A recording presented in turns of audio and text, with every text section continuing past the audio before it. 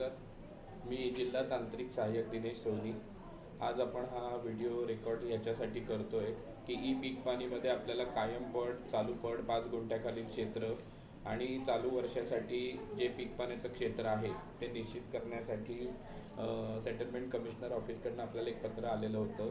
त्या पत्राच्या अनुषंगाने आपल्याला कायम पड आणि 5 गुंठ्याखालील क्षेत्र आपण निश्चित करून त्यांना जर कळवलं तर ते ई पीक पाणीसाठी सर्वे नंबर ब्लॉक असणार आहेत. म्हणजे ऑटोमॅटिक त्याच्यावरती पीक पाणी कायम पड असं नमूद असेल. म्हणजे चालू वर्षासाठी तेवढा क्षेत्र हे पीक पाणीच्या क्षेत्रातनं कमी होईल.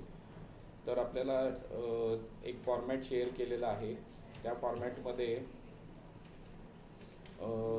5 गुंठ्याखालील क्षेत्र, कायम पड, चालू पड आणि चालू वर्षाकरता पीक पाणी करायचं क्षेत्र असे आपल्याला 4 अहवाल आपण मागवलेले आहेत.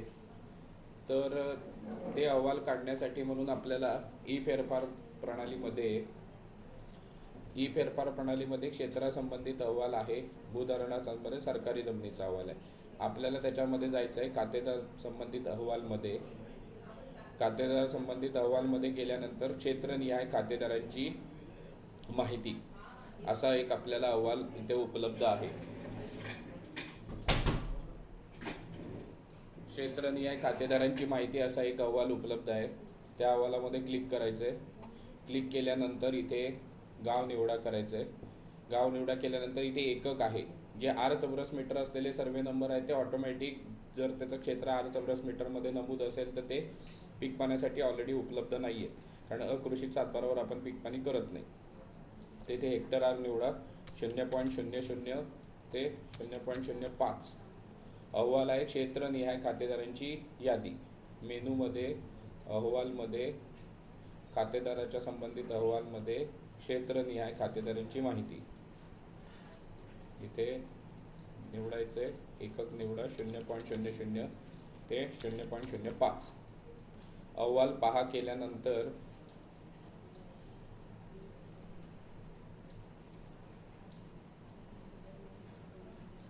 हे आपल्याला सगळे सर्वे नंबर उपलब्ध झालेले आहेत की ज्याचं क्षेत्र 5 गुंठ्यापेक्षा 0 ते 5 गुंठे याच्यामध्ये हे क्षेत्र आहे. सरळ हे सिलेक्ट ऑल करायचे. कंट्रोल ए करून सिलेक्ट करा. एक्सेल फाईलमध्ये एका वेगळ्या शीटवरती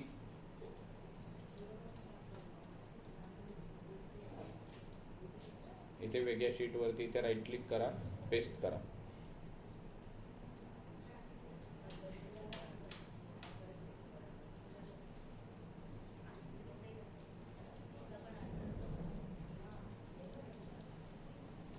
पेस्ट केल्यानंतर इथे हे जे काही वरती टायटल येणार आहे हे काढून टाका. हे काढून टाकल्यानंतर इथे तुम्हाला खातेदारांचं नाव, त्याचं क्षेत्र, खाता क्रमांक आणि क्षेत्र हे उपलब्ध होईल. पहिल्यांदा काय करायचं, हे तुमचं टास्क पूर्ण झाल्यानंतर इथे काय करायचं आहे की ते जे क्षेत्र कॉलम आहेत आता इथे सिलेक्ट केलं तर त्याची तुम्हाला बेरीज होत नाही आहे. इथे सिलेक्ट केलं तर बेरीज होत नाही, कारण हा HTML मधनं आपण कॉपी पेस्ट केलेला आहे. त्याच्यामुळे इथे जो पहिला सेल असेल तो सिलेक्ट करायचा, त्याच्यासमोरची स्पेस कॉपी करायची, इथे सिलेक्ट करा, कंट्रोल F करायचं, रिप्लेसमध्ये जाऊन ही पेस्ट करा आणि रिप्लेस ऑल करा. म्हणजे ऑटोमॅटिक आता हिची सम होईल.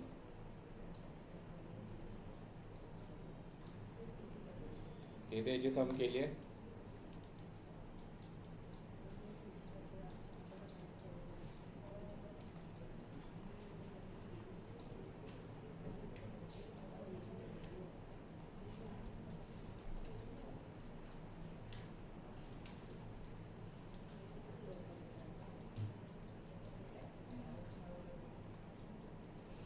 इथे ऑटो सम करा.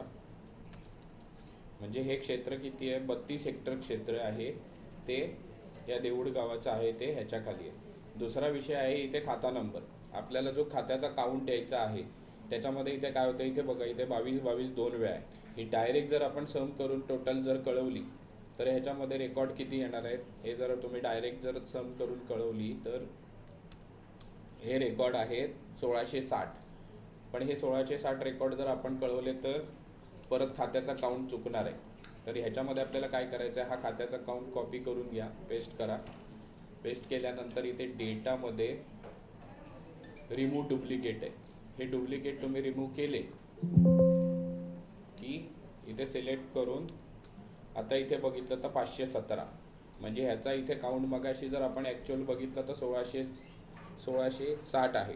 पण ॲक्च्युअल खात्याचा काउंट आपण काढला आहे तो काय आहे, 517. म्हणजे काय केलं आहे, ही खाती कॉपी करून पेस्ट केली, डेटामध्ये जाऊन रिमूव्ह डुप्लिकेट केलं. मग आपल्याला काय मिळणार आहे की फक्त एक्झॅक्ट किती खाती आहेत ती आपल्याला मिळाली. म्हणजे आता हे देऊळ हा अहवाल मी कसा बनवणार आहे, तर गावाचं नाव इथे देऊळ आहे, त्याच्यानंतर इथे खातेदाराचं नाव आहे,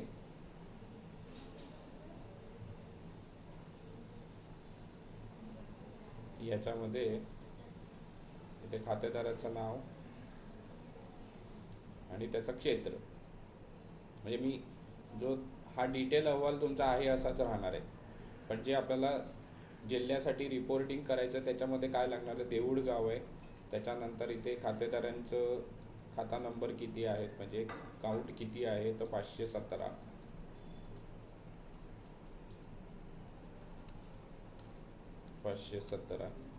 आणि त्याचं क्षेत्र किती आहे, तर क्षेत्र आपण मगाशी काढलंय ते 32.0462. 32.0462.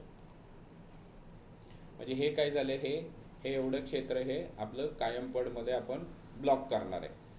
म्हणजे जेव्हा तुम्ही तालुक्याचा एकत्रित अहवाल जेव्हा तयार करून पाठवणार आहे तेव्हा अशा पद्धतीने पाठवायचं की ही गावांची नावं, एकूण खाता नंबर किती आहेत, इथे एकूण खाता नंबर किती आहेत, तर हे 517 आहेत, आणि त्याचं क्षेत्र किती आहे ते एवढं आहे. म्हणजे आपल्याला 5 गुंठ्याखालचं तालुक्याचं क्षेत्र जेव्हा रत्नागिरीतली 206 गावांची यादी इथे येईल, त्या प्रत्येक गावातले कायम पडमधले खाता नंबर आणि त्याचं क्षेत्र असं केल्यानंतर आपण सांगू शकतो की कायम पडमध म्हणजे 5 गुंठ्याखालील ह्याच्यामध्ये आपले खाता नंबर बाबा 517 आहेत आणि त्याचं क्षेत्र हे 32 हेक्टर आहे.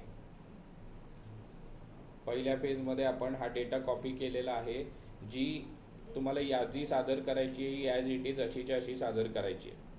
पण तुम्हाला जो ॲब्स्ट्रॅक्ट बनवायचा आहे की ज्याच्यामध्ये इथे तुमचं गावाचं नाव आहे, त्याचं खात्यात एकूण खाता नंबर किती आहेत आणि त्याचं क्षेत्र किती आहे.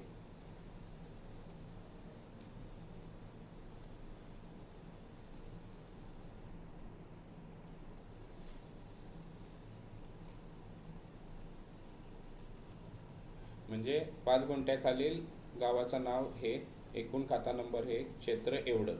काढलं कसं, आपण यादी कॉपी पेस्ट केल्यानंतर इथली स्पेस रिमूव्ह करून टाकली नावासमोर पहिली क्षेत्राची, त्याची टोटल केली, ते इथे आपण टाकलं आहे 32 गुंठे. खात्याच्या बाबतीत मी काय दाखवलं की इथे खाती सेम असू शकतात. म्हणजे बघा 24 24 24 असं 3 वेळा, पण ॲक्च्युअल 24 नंबरचं खातं एकच आहे. म्हणजे आपण जेव्हा ॲब्स्ट्रॅक्टमध्ये त्याची टोटल पकडताना ते एकच खातं पकडायचं. जेव्हा रत्नागिरी तालुक्याचा रिपोर्ट येईल 216 गावांचा 5 गुंठ्याखालील क्षेत्राचा, त्याच्यामध्ये गावांची नावं, त्याच्यातले एकूण खाता नंबर आणि क्षेत्र, तुम्ही ऑफिसला जी यादी सादर करणार आहे ती अशीच करायची की ज्याच्यामध्ये हे सगळं डिटेल असणार आहे. आता इथे तुम्ही बघितलं 22 बद्दल हे 24 नंबरच्या खात्यामध्ये हे वेगवेगळे सर्वे नंबर आहे आणि त्याचं क्षेत्र वेगवेगळं आहे. त्याच्यामुळे इथे तुम्ही सिलेक्ट करून डायरेक्ट इथे रिमूव्ह डुप्लिकेट केलं तर इथला आणि इथला काउंट मिसमॅच होईल. त्याच्यामुळे तुम्ही एकूण क्षेत्र देताना हे अशा पद्धतीने द्यायचं. हा 5 गुंठ्याखालील क्षेत्राचा झाला. मेनूमध्ये अहवाल, खातेदाराची माहिती, क्षेत्रनिहाय खातेदारांची माहिती, याच्यामध्ये आपण ही सर्व केलेली आहे.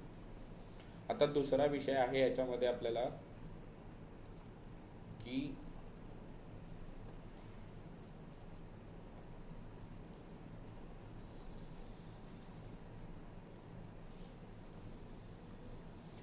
चालू पड आणि कायम पड. आता कायम पड असलेल्या क्षेत्राच्या बाबतीत आपल्याला कसं करायचं आहे, जी काल सरांनी VC घेतली त्याच्यामध्ये जी सूचना दिल्या त्याच्याप्रमाणे सांगतो की आपल्याकडे ई ई ई फेरफारचा जो अहवाल आहे त्याच्यामध्ये आपल्याकडे सरकारी जमिनीची एक यादी येते. अहवालमध्ये तुम्ही जर बघितलं, इथे एकची एक यादी आहे, त्याच्यानंतर भूधारणा प्रकार सरकार असलेली एक यादी आहे की ज्याच्यामध्ये तुम्हाला सरकार भूधारणा असलेले सर्वे नंबर म्हणजे गाव क्रमांक 1 मध्ये आपल्याला ज्या सरकारी जागांची नोंदवही आहे ते सर्वे नंबर्स तुम्हाला इथे मिळतील. तसंही तुम्हाला काढायचा नसेल तर इथून सेम काढू शकता.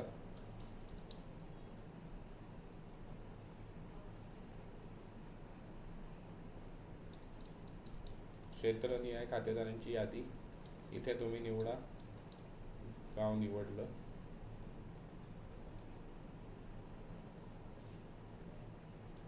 क्षेत्र टाका 0.00 ते टाकू आपण 100.00 म्हणजे मॅक्झिमम टाका, म्हणजे गावातले सगळे खातेदार तुम्हाला तिथे उपलब्ध होतील.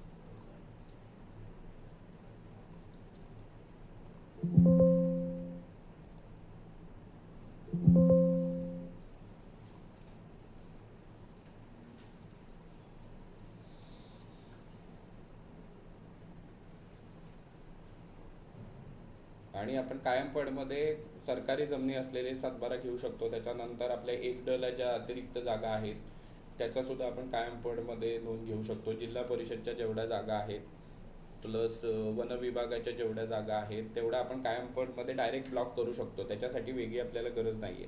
त्याशिवाय जे सर्वे नंबरवरती तुम्हाला खात्री आहे की इथे ह्या क्षेत्रावरती कातळच आहे किंवा पडच आहे असे सर्वे नंबर तुम्ही या यादीत निवडायचे की ते सर्वे नंबर तुम्ही सिलेक्ट केल्यानंतर त्याच्यावरती पीक पाण्यासाठी ते उपलब्ध नसणार आहेत. जर ते उपलब्ध करून घ्यायचे असतील तर मग ते तहसीलदारांकडून अनलॉक करून घेऊन मग ते पीक पाण्यासाठी उपलब्ध होतील. तेव्हा कायम पडची आणि ही जी काही यादी देणार आहात त्याच्यातलं क्षेत्र आणि जे सर्वे नंबर्स असतील ते अचूक असणं गरजेचं आहे. कारण हे तुम्ही कायम पड म्हणून जे नोंदवायला देणार आणि 5 गुंठ्याखालचे नोंदवायला देणार हे ब्लॉक होणार आहे. चालू पडचं क्षेत्र आणि पीक पाण्याखालचं क्षेत्र हे आपण आपल्या माहितीसाठी घेतोय की जेणेकरून आपल्याला इझिली लक्षात येईल की आपल्या जिल्ह्याचं नक्की पीक पाण्याखालचं क्षेत्र किती आहे. त्याच्यासाठी म्हणून आपण हा अहवाल तयार करून घेतोय. पण त्यातलं 5 गुंठ्याखालचं क्षेत्र आणि कायम पडचं क्षेत्र हे कंपल्सरी आहे.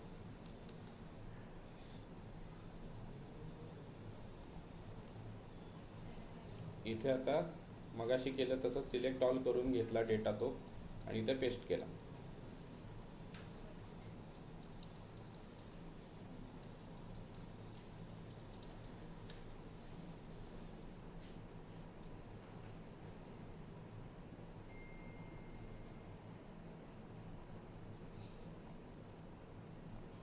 डिलीट करून टाकलं.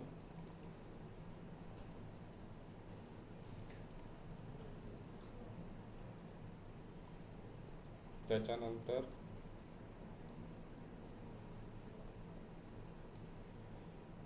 मगाशी दाखवलं तसं ही स्पेस काढून टाकायची. कॉपी केलं, Ctrl+F करा, फाइंड अँड रिप्लेसमध्ये इथे फाइंडला ती स्पेस पेस्ट करायची आणि रिप्लेस करायची. ठीक आहे.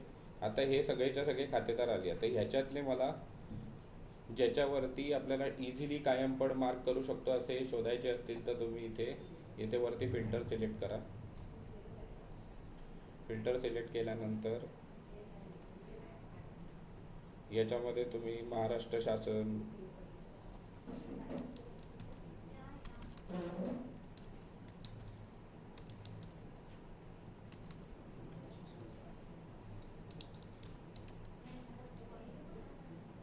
हे महाराष्ट्र शासन आहे, हा सर्वे नंबर आहे तो, हे तुम्ही 200 नंबरचं खातं हे ह्याच्यामध्ये. त्याच्यानंतर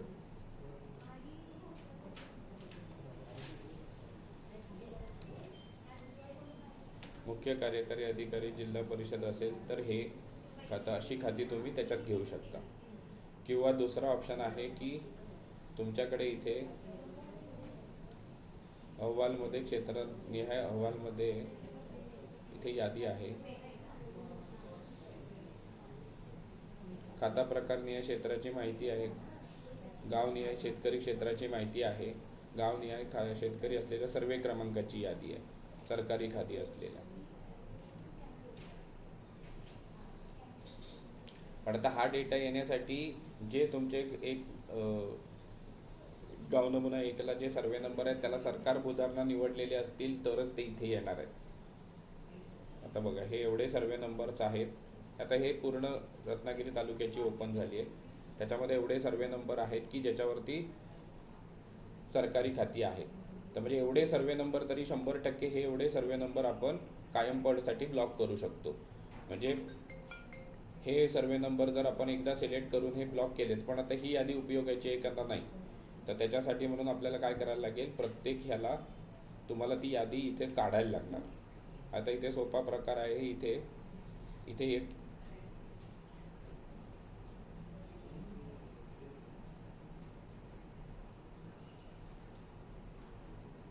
इथे यादी याच्यात नाहीच आहे.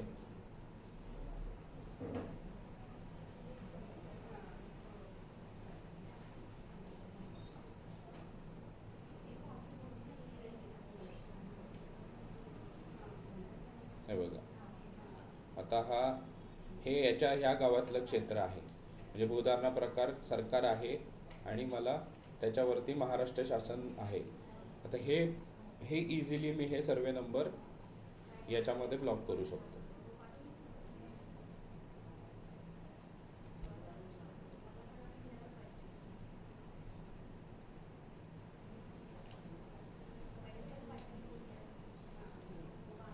म्हणजे तुम्ही शुअर काय की हे सर्वे नंबर बघा, मगाशी मी जो अहवाल बनवला आहे त्याच्यात कायम पडच्या बाबतीत मी काय सांगितलं आहे की हा आपण खात्याचा काउंट काढून दिला. म्हणजे आपल्या ओनर्स प्लॉटची जी संख्या आहे की जी आपली ओनर प्लॉटची संख्या आहे ती खात्या नंबरवरनं येते. म्हणजे आपल्या जिल्ह्याचे 21 लाख ओनर प्लॉट्स आहेत, ती संख्या ह्याच्यावरनं येते. तर आपल्याला काय करायचं आहे की मी ज्या प्रोसिजरने दाखवलं त्या पद्धतीने हा डेटा काढून ह्याचा डिस्टिंक्ट काउंट घ्यायचा आणि त्याचं क्षेत्र काढायचं. म्हणजे हा तालुक्याचा अहवाल झाला.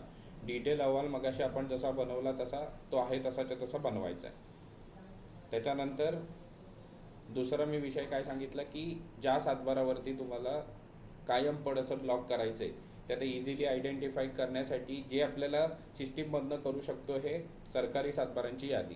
तर प्रत्येकाच्या लॉग इनमध्ये इथे अहवालमध्ये सरकारी जमिनीचा अहवाल आहे. म्हणजे हे कायम पड नोंद करण्यासाठी ऑप्शन आहे.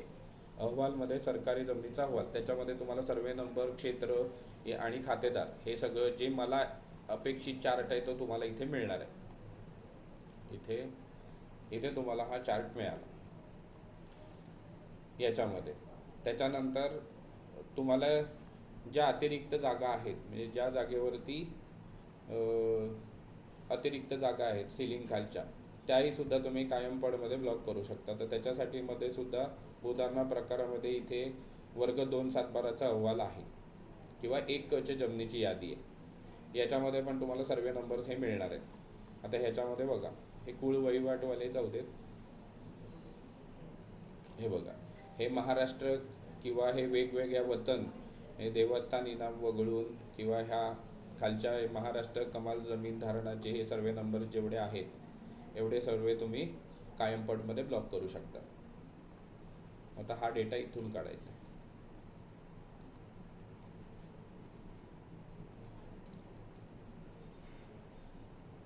सरकारी जमिनीमध्ये इथे जे सर्वे नंबर्स असतील ते कायम पडमध्ये यूज करता येतील. दुसरं भूधारणामध्ये 1 क ची यादी आहे, त्याच्यामध्ये ज्या अतिरिक्त जागा असतील किंवा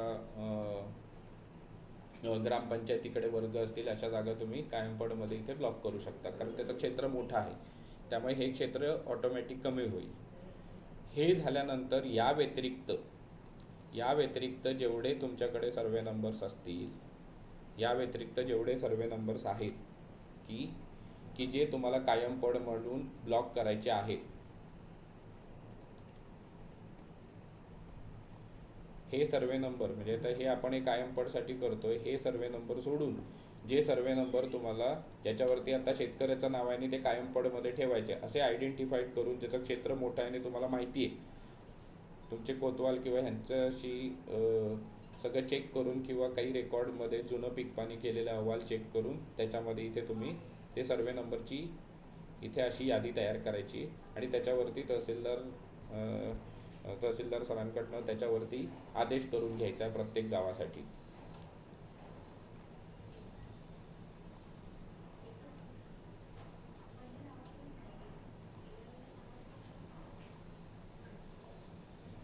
तिसरी गोष्ट आहे की आता आपल्याला तिसऱ्या ह्याच्यामध्ये काढायचं आहे चालू पड. आता चालू पडचे सर्वे नंबर म्हणजे काय की जे सर्वे नंबरवरती गेल्या वर्षी त्याने भात लावलं होतं पण यावर्षी त्याने भात नाही केलं आहे. चालू पडचे सर्वे नंबर हे खरीप हंगामाच्या बाबतीतच आपल्याला मिळू शकतात, कारण आंबा काजूचं क्षेत्र एकदा आंबा लावल्यानंतर नॉर्मली कोणतो आंबा काढून टाकत नाही. त्याच्यामुळे आंबा काजू किंवा जी कायमस्वरूपी संपूर्ण वर्षाची पिकं आहेत त्याच्या बाबतीत चालू पडचं क्षेत्र हे काही कमी होणार नाही. म्हणजे जे आहे ते सर्वे नंबर चालू पडमध्ये तुम्हाला खरीपातलेच सिलेक्ट करायला लागतील. म्हणजे जर एखाद्याने शेती खरीपाचे सर्वे नंबर जर 100 आहेत त्याच्यापैकी ते यावर्षी त्याने नाही लावले, हे तुम्हाला माहिती आहे की ते क्षेत्र मध्ये शेती होत होती पण आत्ता सध्या चालत नाही, असेच सर्वे नंबर हे चालू पडमध्ये येतील.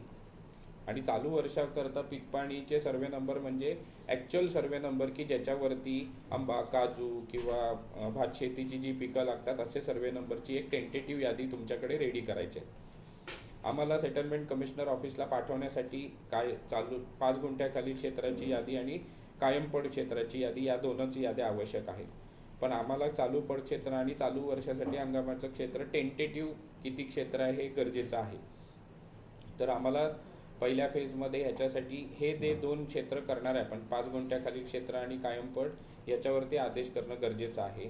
आता अजून एक गोष्ट आहे की काही लोकांनी 8 चौरस मीटर केलंच नाही आहे, म्हणजे क्षेत्र 8 चौरस मीटर नाही केलं आहे, त्याच्यामुळे ते अजून एक क्षेत्र पीक पाण्यासाठी उपलब्धमध्ये दिसतं, ते हे 5 गुंठ्याखाली कव्हर होईल बऱ्यापैकी. पण एखाद्याचं सर्वे नंबरचं क्षेत्र जर 10 गुंठे असेल तर मग तो होणार नाही. मग सगळ्यांनी एकदा 2 नंबर पण आपला चेक करा की त्याच्यामध्ये जर 8 चौरस मीटर झालं नाही आहे असे सर्वे नंबर असतील तेही इथे तुम्ही कायमपडमध्ये इथे नमूद करा. त्याच्यानंतर आपल्याला अजून एक ऑप्शन आहे की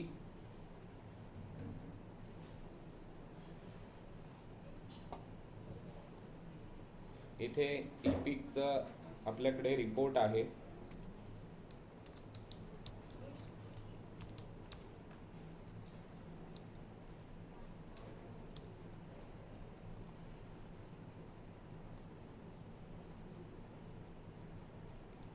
इथे गाव निवडा. गाव निवडल्यानंतर इथे कायमपड नावाचा ऑप्शन दिला. इथे तुम्ही जर हंगाम निवडला आणि स्वीकारा केलं तिथे काहीच दिसत नाही, कारण चालू वर्षासाठी इथे काही केलेलंच नाही आहे आपण बघा. त्याच्यानंतर इथे अहवालमध्ये आपल्याला बरेच प्रकारचे अहवाल आहेत.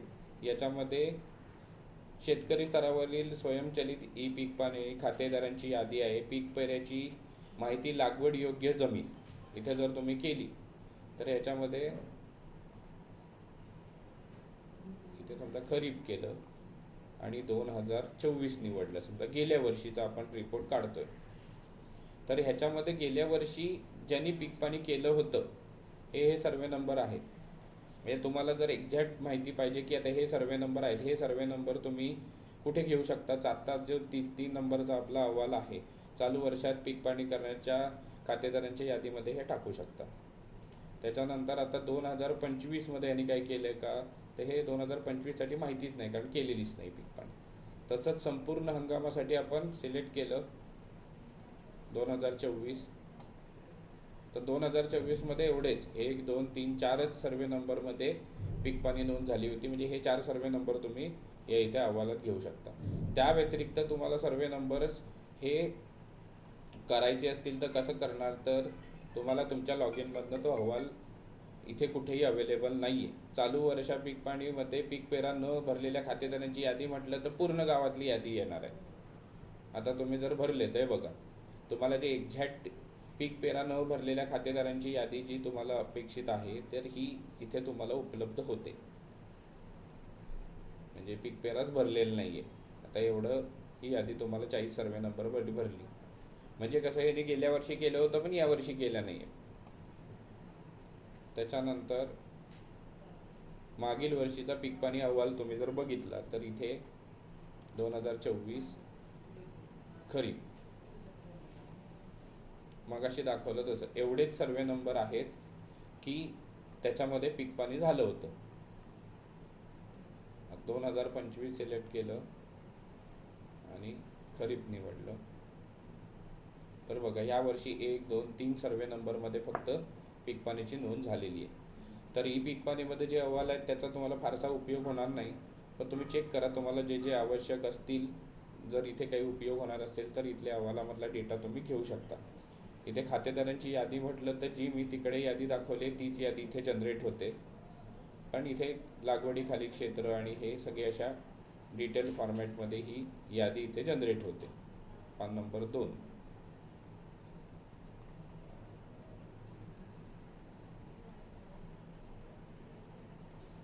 इथे तुम्हाला ही यादी उपलब्ध असेल. इथे गट क्रमांक, खाता क्रमांक, खातेदाराचं नाव, लागवडीखालील क्षेत्र, एकूण क्षेत्र, हंगाम आणि हे. आता इथे एकाच अहवालामधनं तुम्हाला सगळे रिपोर्ट जर जनरेट करायचे असतील, म्हणजे मी वेगवेगळे ऑप्शन्स दाखवलेत, जसाला ज्याला यूज करायचं तसं ते करू शकता. इथनं डायरेक्ट इथे सेव्ह एक्सेल करू शकतो आपण.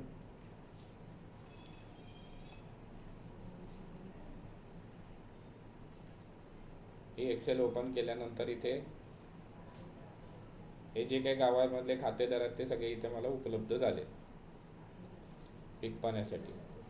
पीक पाणी करण्याचे खातेदार यादी याच्यामध्ये ही सगळी उपलब्ध झाली आपल्याला.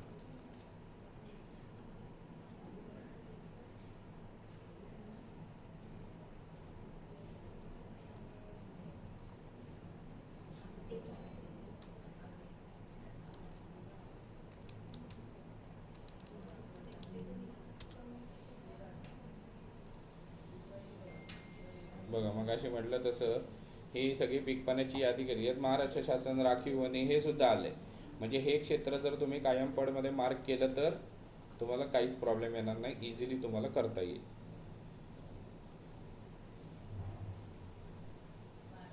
मी तुम्हाला मल्टिपल ऑप्शन्स दाखवलेत. ई फेरफारमधली यादी तुम्ही 5 गुंठ्याची घ्यायची आहे, तिची प्रोसिजर दाखवली आहे कशी घ्यायची आहे ती. दुसरं म्हणजे हे कायम पडचं क्षेत्र निश्चिती करण्यासाठी तुम्हाला सरकारी जमिनीचा अहवाल आहे, त्याच्यातनं हे सर्वे नंबर हे तुम्ही कॉपी करून घेऊ शकता. तिसरा ऑप्शन दाखवला आहे की ई पीक पाणी, म्हणजे ई पीकचा जो अहवाल आहे त्याच्यामध्ये खातेदारांची यादी आहे ती डाउनलोड करा. त्याच्यामध्ये तुम्हाला गावातले सगळे सर्वे नंबर इथं उपलब्ध होणार आहेत. इथे तुम्ही मार्क करू शकता. इथे पाहिजे तर तुम्ही एक कॉलम इन्सर्ट करा, त्याच्यामध्ये कायम पडवाले मार्क करा, मग ती यादी कॉपी करून पेस्ट करू शकता. तर इथे बघा मी दाखवतो. इथे फिल्टर लावला मी आणि इथे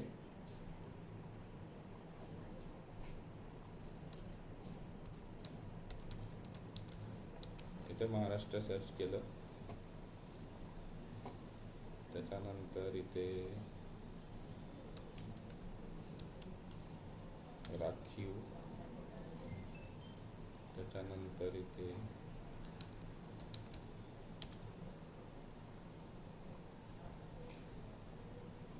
हे असं सर्च केल्यानंतर याच्यातले जेवढे सर्वे नंबर्स असतील तरी इथे तुम्हाला फिल्टर होतील.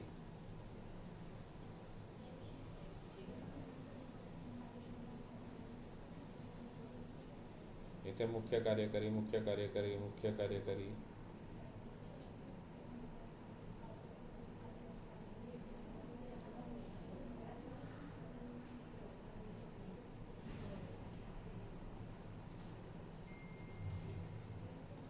हे इकडे असे तुम्हाला, म्हणजे लगेच आपल्याला लक्षात येते काय बघा, पटकन हे 2 हेक्टर आणि 58 गुंठे क्षेत्र आपलं हे इझिली ई पीक पाण्यामधनं कमी होईल जेव्हा आपण हे कायम पडमध्ये ब्लॉक करू. मी जे सांगितले त्याच्याप्रमाणे तुम्हाला 3 ऑप्शन्स आहेत. पहिल्यांदा तुम्ही काय करायचं, 5 गुंठ्याखाली क्षेत्राची यादी काढण्यासाठी ई फेरफारमध्ये जायचं आहे. तिथे 0.00 ते 0.05 टाकायचा, जो येईल तो कॉपी करायचा. फक्त त्याच्यातला खात्याचा काउंट घेताना जो तुम्हाला डिस्टिंक्ट रिपोर्ट द्यायचा, म्हणजे एकत्रित रिपोर्ट, तर त्याच्यासाठी तो खात्याचा काउंट काढताना तसा काढा. म्हणजे तालुक्याकडनं जो आम्हाला एकत्रित अहवाल जो रिपोर्ट करणार आहे त्याच्यामध्ये काय लिहायचं आहे, तर मी दाखवलं तसं तिथे लिहिताना आपल्याला काय लिहायचं की गाव, एकूण खाता नंबर आणि क्षेत्र 5 गुंठ्याखाली. सेम इथे गाव, एकूण खाता नंबर आणि क्षेत्र, कायम पडचं क्षेत्र असा पूर्ण तालुक्याचा अहवाल आणि एक डिटेल अहवाल मी जो असं सांगितलं तसा जो आम्हाला सेटलमेंट कमिशनर ऑफिसला पाठवायचा. त्याच्यामध्ये आपल्याला सर्वे नंबर, क्षेत्र, त्याचा खाता प्रकार, खाता प्रकार नसेल तरी चालेल पण सर्वे नंबर, क्षेत्र आणि त्याचं खातेदाराचं नाव आणि खाता नंबर हे आवश्यक आहे. म्हणजे हे एकतर आपल्याला सर्वे नंबर हवा किंवा त्याचा खाता नंबर हवा, दोघातलं एक फील्ड कंपल्सरी आहे. पण आपण सर्वे नंबरच ठेवलं आहे कायम पडच्या बाबतीत, ब्लॉक करण्यासाठी सर्वे नंबरच ठेवलेला आहे. त्याच्याप्रमाणे हा अहवाल कायम पडचा ब्लॉक करण्यासाठी ह्याच्यावरती एक तहसीलदारांनी आदेश पारित करून प्रत्येक गावासाठी मग ही यादी फायनल करून घ्यायची, कारण हे अगदी इथले सर्वे नंबर डायरेक्ट ब्लॉक होऊन जाणार आहे. मी सांगितलं तसं जिथे महाराष्ट्र शासन आहे, राखीव वने आहे किंवा मुख्य आता बघा याच्यात मुख्य कार्यकारी अधिकाऱ्यांचं आलेलंच नाही. मुख्य कार्यकारी अधिकारी, जिल्हा परिषद, ग्रामपंचायत जिकडे असतील असे सर्वे नंबर हे ह्याच्यात तुम्ही कायम पडमध्ये घेऊ शकता. प्लस इनाम असतील किंवा त्याच्यामधल्या आपल्या अतिरिक्त जागा असतील त्याच्यामध्ये सुद्धा त्या जागासुद्धा तुम्ही ह्याच्यामध्ये कायम पडमध्ये ब्लॉक करू शकता. आता हे सगळे अहवाल काढताना तुम्ही दोन्ही ऑप्शनचा यूज करा. एकतर ई फेरफारमध्ये जाऊन मी दाखवले तसे अहवाल इथे ई फेरफारमधले, आता हे ई पीक पाणीमधलं दाखवलं आहे.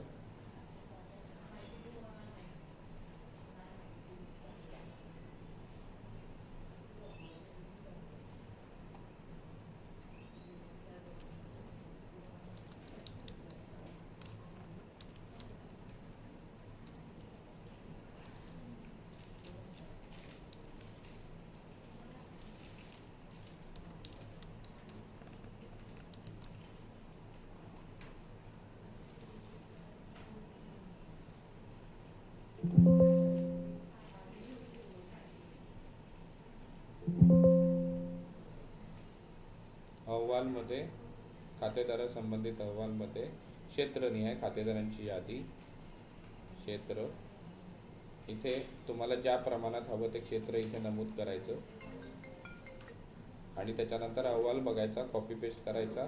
फिल्टर लावल्यानंतर जसं सांगितलं तसं इथे पहिल्या चौकोनातली इथे स्पेस कॉपी करायची आणि इथे सिलेक्ट करून कंट्रोल F करून फाइंड अँड रिप्लेसमधनं ती काढून टाकायची, म्हणजे ह्याची टोटल होईल. म्हणजे आता हे जर इझी बघितलं तर 50 हेक्टर क्षेत्र पटकन या गावातनं कमी झालं पीक पाण्यातनं. म्हणजे आपण 50 हेक्टर असं तालुक्याचं क्षेत्र एकत्रित केल्यानंतर आपण ऑटोमॅटिक पीक पाण्याचं क्षेत्र आपलं डाऊन होणार आहे.